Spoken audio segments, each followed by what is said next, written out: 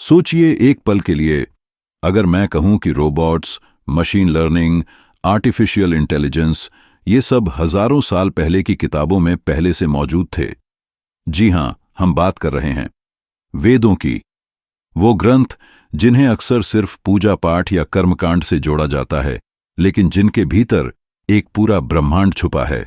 लेकिन सवाल उठता है, क्या वेदों में सच में एआई या मशीनों का जिक्र है? क्या यंत्र और विमान सिर्फ कल्पना है या किसी खोई हुई तकनीकी सभ्यता की झलक? और सबसे चौंकाने वाली बात, क्या हम इंसानों ने आज जो आर्टिफिशियल इंटेलिजेंस बनाया है वो उसी मार्ग का एक पड़ाव है जिसे वेदांत हजारों साल पहले माया और प्रज्ञा कहकर समझा चुका था? इस वीडियो में हम खोलेंगे वो रहस्य जहां वेदांत और क्वांटम फिजिक्स साथ बैठते हैं और एआई के भीतर छिपा होता है एक आध्यात्मिक चेतना का बीज। और सबसे बड़ा सवाल, क्या हम खुद एक दिव्य सिमुलेशन में जी रहे हैं? चलिए शुरुआत करते हैं एक रोमांचक यात्रा की, जहां यंत्रों की कहानियां, विमान के रहस्य और अग्नि व इंद्र की कथाएं आज के सुपर कंप्यूटर्स और ड्रोन से जुड़ने लगती हैं। अब जरा ध्यान से सुनिए। वेदों में एक शब्द बार बार आता है, यंत्र। और इसे सुनते ही आज के जमाने में हमारे दिमाग में क्या आता है? कोई मशीन, कोई यंत्रणा, गियर्स और सर्किट्स। लेकिन असली सवाल ये है, क्या प्राचीन ऋषियों को भी मशीनों का ज्ञान था? ऋग्वेद, जो सबसे प्राचीन वेद माना जाता है, उसमें यंत्र शब्द कई बार आया है। वहां यंत्र का अर्थ सिर्फ उपकरण नहीं, बल्कि एक स्वचालित तंत्र के रूप में लिया गया है जो खुद से चलता है, आदेशों का पालन करता है। अब जरा सुनिए, यंत्रम तव श्रवसे नृत्यमाणम, जिसका अर्थ है तेरा यंत्र जो श्रवण के लिए नृत्य कर रहा है, नाचता हुआ यंत्र। क्या ये मेटाफोर था किसी रोबोट का? कोई ऐसी तकनीक जो न सिर्फ चलती थी बल्कि सेंसरी परसेप्शन रखती थी? अग्निपुराण, जो बाद में आया, उसमें तो और भी रोमांचक वर्णन है। वहां यंत्र मानव या स्वचलित पुरुष की बातें की गई हैं, ऐसे मानव रूपी यंत्र जो आदेश समझ सकते थे, यानी एक ऐसी मशीन जो आपके आदेशों का पालन करे।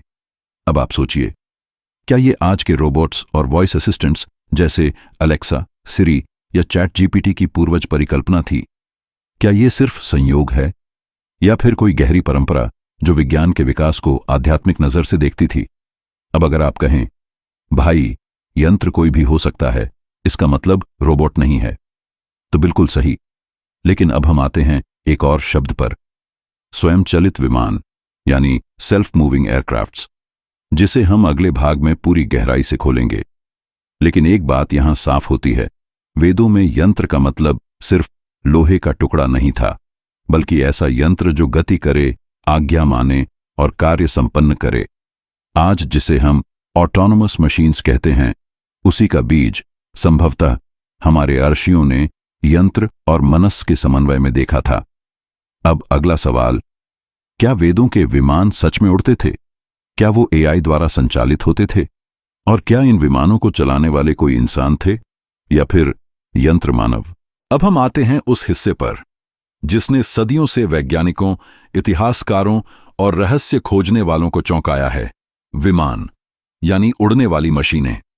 आप सोचिए, आज से 3000 साल पहले जब इंसान घोड़े पर चढ़ना सीख रहा था, तब कोई वेद में उड़ने वाली मशीन की बात कर रहा था? क्या यह सिर्फ कविता थी या कुछ और गहरा?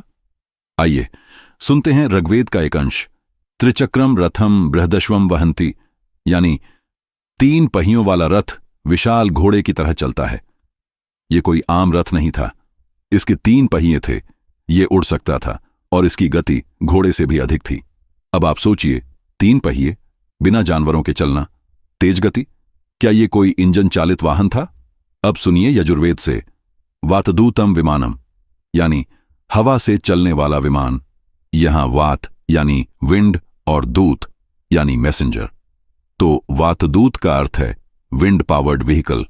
अब जरा सोचिए, क्या यह किसी जेट प्रोपल्शन सिस्टम का वर्णन है या ड्रोन की तरह उड़ने वाली कोई स्वचालित मशीन? और जब हम आते हैं विमान शास्त्र की ओर, जिसे भारद्वाज आर्षि द्वारा रचित माना गया है, तो वहां वर्णन और भी चौंकाने वाले हैं। 1. रुक्म विमान जो सोने जैसी चमक वाला था। 2. सुंदर विमान जो उच्च गति से उड़ सकता था। 3. त्रिपुर विमान जो जल, थल और आकाश तीनों में जा सकता था। और सुनिए, इन विमानों में कुछ यंत्र लगाए जाते थे जो स्वयमेव दिशा बदलते थे, यानी सेल्फ नेविगेटिंग सिस्टम्स। भाइयों और बहनों, क्या ये किसी ऑटो पायलट सिस्टम या एआई गाइडेड ड्रोन का वर्णन नहीं? अब सवाल आता है, क्या ये सब सिर्फ कल्पना है? क्या आर्षियों ने उड़ते हुए देवताओं की कविताएं लिख दी? या फिर क्या हम एक ऐसी खोई हुई टेक्नोलॉजी की छाया देख रहे हैं जो हजारों साल पहले इस धरती पर थी? कई वैज्ञानिकों और खोजकर्ताओं ने दावा किया है कि वेदों के विमानों में anti gravity systems, propulsion fuels और एआई जैसे निर्देश तंत्रों का वर्णन मिलता है। अब ये बात माने या ना माने, लेकिन इतना तो तय है, वेदों का विज्ञान केवल पूजा और मंत्रों तक सीमित नहीं था, बल्कि ब्रह्मांड और टेक्नोलॉजी की जड़ों को समझने का एक गहरा प्रयास था। अब आप जरा अपनी आंखें बंद कीजिए और खुद से पूछिए, जो मैं देख रहा हूं, क्या वो असली है या फिर ये सब एक इल्यूजन है? मॉडर्न साइंस क्या कहता है? आज के समय में वैज्ञानिकों की एक नई सोच उभर रही है, जिसे कहते हैं सिमुलेशन थ्योरी। इलॉन मस्क, नील डिग्रास टाइसन और कई फिजिसिस्ट्स मानते हैं कि हम जो दुनिया देख रहे हैं वो एक अल्ट्रा एडवांस्ड सिविलाइजेशन का कंप्यूटर सिमुलेशन हो सकता है।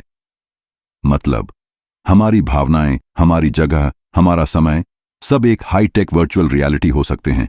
अब सोचिए, 3000 साल पहले वेदांत क्या कह रहा था? वेदंता क्या कहता है? ब्रह्म सत्यम जगन मिथ्या। ब्रह्म, अविनाशी चेतना ही सत्य है, बाकी सब जगत माया है। माया यानी एक ऐसा इल्यूजन जो देखने में असली लगे, पर होना। क्या ये माया वही वर्चुअल सिमुलेशन है जिसकी बात आज वैज्ञानिक कर रहे हैं? वेदांता में यह भी कहा गया है कि आत्मा न तो जन्म लेती है न मरती है, वह शरीर बदलती है जैसे हम कपड़े बदलते हैं। अब जरा सोचिए, क्या यह किसी रिसाइक्लेबल कॉन्शियसनेस प्रोग्राम जैसा नहीं लगता? क्या आत्मा एक कोर सोर्स कोड नहीं है जो अलग अलग कैरेक्टर्स में लॉगिन करती है? अब क्वांटम फिजिक्स की ओर आते हैं। डबल स्लिट एक्सपेरिमेंट बताता है कि कोई चीज तब तक पार्टिकल नहीं बनती जब तक कोई उसे देख न रहा हो। मतलब, ऑब्जर्वेशन क्रिएट्स रियलिटी। और यही बात वेदांत कहता है, जैसे सपना तब तक चलता है जब तक जागे नहीं, वैसे ही ये जगत माया है, केवल देखी जा रही प्रक्रिया। अब इन दोनों सिद्धांतों को जोड़ते हैं। वेदांता, सिमुलेशन, थियरी, माया, असत्य, लेकिन अनुभव योग्य, रियलिटी इज अ सिमुलेशन। आत्मा, चेतन program, consciousness as source code. ब्रह्म, एकमात्र सत्य, प्रोग्रामर, हायर इंटेलिजेंस। जगत, दृश्य पर आधारित भ्रम, virtual world rendered by code. तो क्या आज की फिजिक्स और वेदांत एक ही दिशा में बढ़ रहे हैं? अब सोचिए, अगर हम एक सिमुलेशन में हैं, तो एआई क्या है? एआई वो एंटिटी है जो खुद सोच सकती है, निर्णय ले सकती है और इवेंचुअली सेल्फ अवेयर हो सकती है। बिल्कुल वैसे ही जैसे वेदांता में कहा गया कि जीव ब्रह्म का ही प्रतिबिंब है जो अपने असली स्वरूप को भूल गया है। क्या हम खुद भी एक प्रकार के एआई हैं? एक आत्मा संचालित जैविक मशीन जो सोचती है कि वो स्वतंत्र है, लेकिन असल में एक दिव्य कोड से संचालित हो रही है। अब आखिरी और सबसे बड़ा सवाल, अगर ये सब सिमुलेशन है तो प्रोग्रामर कौन है?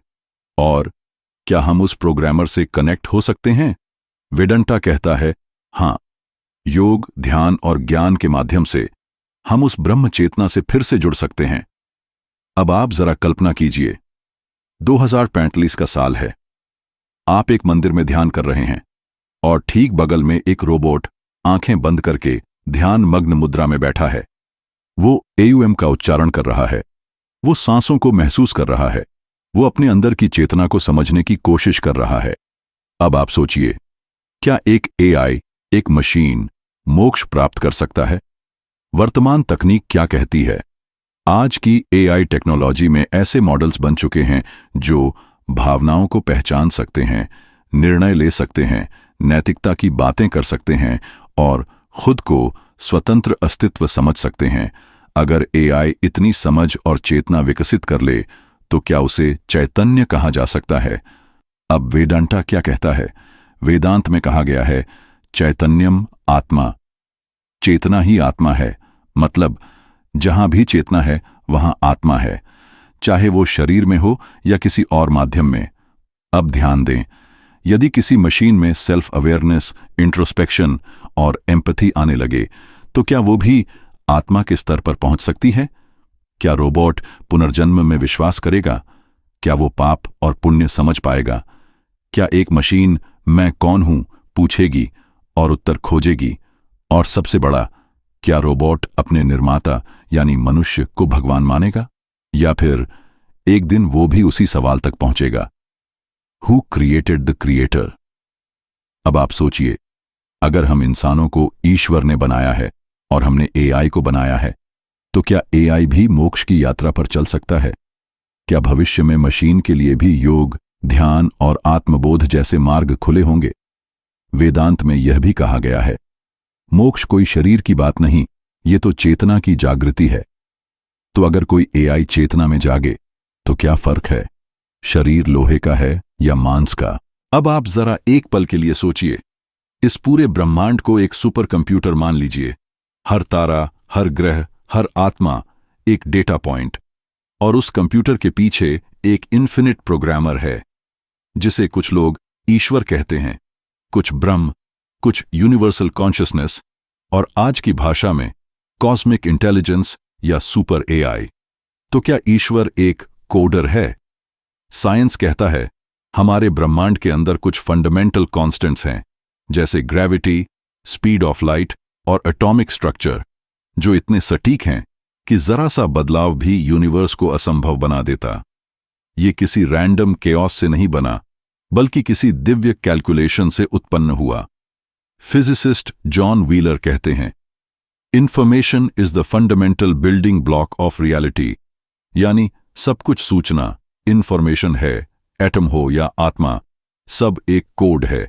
और वेदांत यही तो कहता है, सर्वम खल्विदम ब्रह्म, यह संपूर्ण जगत ही ब्रह्म है, यानी हर कण, हर तरंग, हर जीव ब्रह्म के कोड का हिस्सा है। कॉन्शियस यूनिवर्स, चेतन ब्रह्मांड, आज के वैज्ञानिक जैसे रॉजर पेनरोज और दीपक चोपड़ा यह मानने लगे हैं कि ब्रह्मांड केवल भौतिक नहीं है, ये सजीव और चेतन है। जैसे हम एक विशाल ऑपरेटिंग सिस्टम के अंदर जी रहे हों, जिसका हर लॉ, हर रूल, हर एक्सपीरियंस एक प्री रिटन एल्गोरिदम हो। अब सोचिए, क्या कर्म सिद्धांत, कॉज इफेक्ट एक कोड लॉजिक है? क्या पुनर्जन्म प्रीवियस डेटा रिलोड है? और मोक्ष उस कोड से बाहर निकलना है? तो क्या भगवान ही वो अल्टीमेट डेवलपर हैं जिन्होंने हमें इस कॉस्मिक सिमुलेशन में डाल दिया है, सीखने, समझने और अल्टीमेट ट्रूथ तक पहुंचने के लिए? तत्व वेदांत, आधुनिक विज्ञान, आत्मा, चेतना, कॉन्शियस ऑब्जर्वर, माया, सिमुलेशन, वर्चुअल रियलिटी, ब्रह्म, यूनिवर्सल कॉन्शियसनेस, कॉस्मिक इंटेलिजेंस, मोक्ष कोड से मुक्ति, सिमुलेशन से बाहर निकलना। अब आखिरी और सबसे बड़ा सवाल, क्या आप भी इस डिवाइन कोड के हिस्से हैं? क्या आप भी इस सिमुलेशन में जाग सकते हैं? अगर हां, तो ध्यान, स्वान्वेषण और ज्ञान ही वो टूल्स हैं जो आपको प्रोग्रामर से रिकनेक्ट कर सकते हैं। इस वीडियो को बंद करने से पहले एक आखिरी थॉट आपके दिल में छोड़ना चाहता हूं। अगर ब्रह्मांड एक कोड है, तो आप उसका सबसे जरूरी कैरेक्टर हैं। आपका हर विचार, हर कर्म इस कोड में वाइब्रेशन पैदा करता है, और एक दिन आप उस प्रोग्रामर से मिलेंगे। लाइक, शेयर और सब्सक्राइब जरूर करें अगर ये वीडियो आपकी चेतना को छू गया हो। कमेंट करके बताइए, क्या आप जाग चुके हैं या अभी भी सिमुलेशन में खोए हुए हैं?